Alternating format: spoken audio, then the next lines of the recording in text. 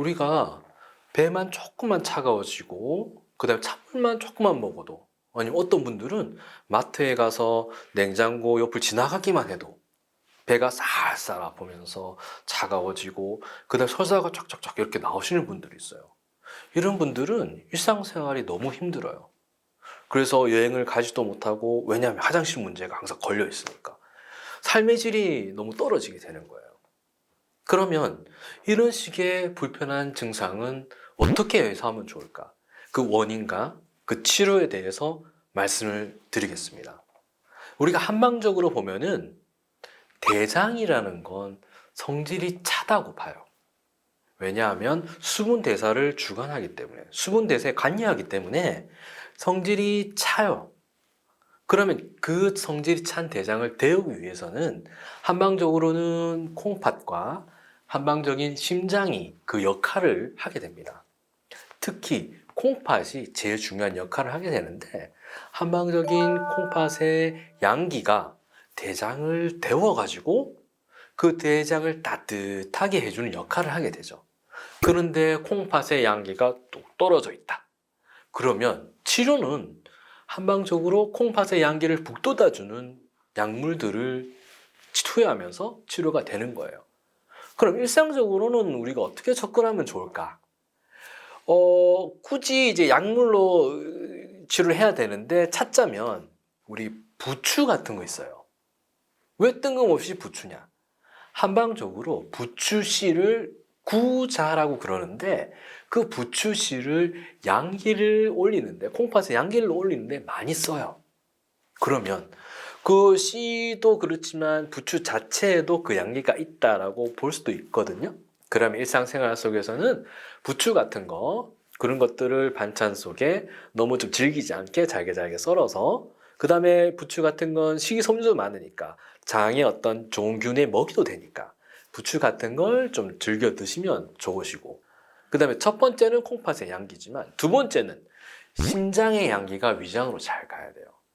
우리가 심장과 위나 장은 뭐 흔히들 모자관계라고 표현하기도 해요. 심장을 쭉 잘 짜줘야 위장으로 혈류가 잘 가게 되니까.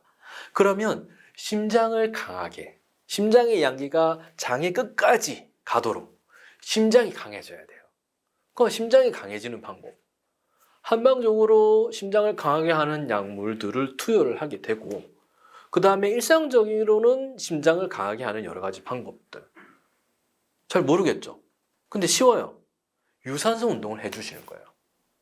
자전거 타기, 그 다음에 걷기, 약간 빠른 걸음으로, 약간 숨차게. 그러면서 심장이 강해지는 거예요. 심장이 강해지면은 쫙쫙쫙 잘 짜주니까 장으로 가는 미세 혈류순환도 개선이 될 수 있다는 거죠. 근데 이런 운동 자체는 당장은 태가 나진 않아요. 왜?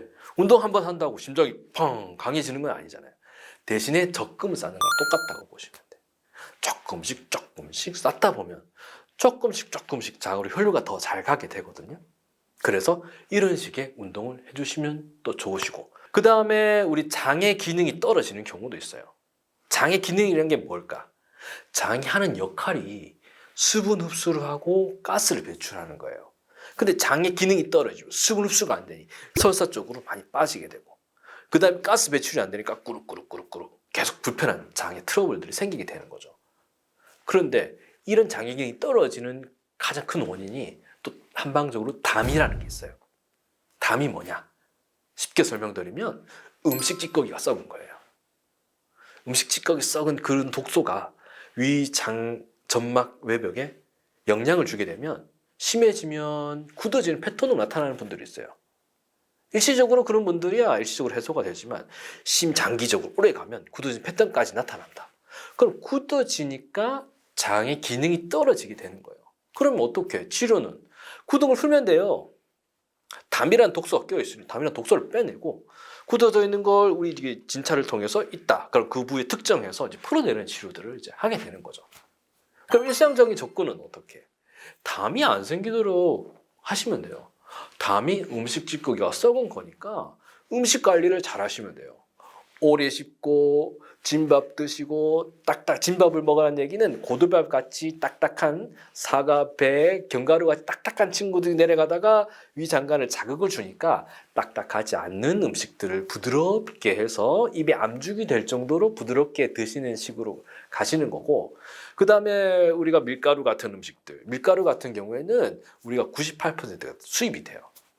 외국에서 미국, 캐나다, 호주 이런 데서 수입이 되는데 그쪽 나라에서 배 선적 전까지는 우리가 관여를 하지 못해요. 선적돼서 우리나라에 올 때까지는 저희가 관여를 하지만, 그럼 그쪽 나라에서 어떤 식의 어떤 뭐가 들어갔는지, 첨가물이 들어갔는지, 방부제가 들어갔는지를 몰라요.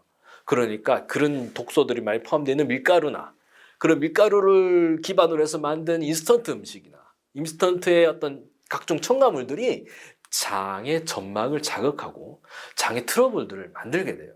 그러면 이런 음식들을 스톱 하셔야 되죠.